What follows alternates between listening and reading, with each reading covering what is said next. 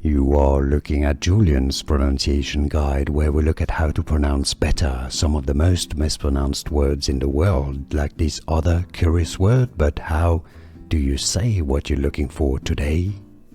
Let's learn how to pronounce the name of this city in Spain, and this is also a city in Mexico. In both cases, we're going to be looking at the Spanish pronunciation.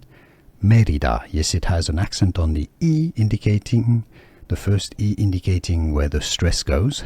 Mérida, that's your Spanish pronunciation, and same for the Mexican city in Yucatan, Mérida. In English, Mérida. How to pronounce English pronunciation, Mérida, Spanish pronunciation, Mérida. Here are more videos on how to pronounce more confusing words and names too many mispronounced. Like this video if you found it useful. I appreciate your support. I'll see you soon, and thanks for watching.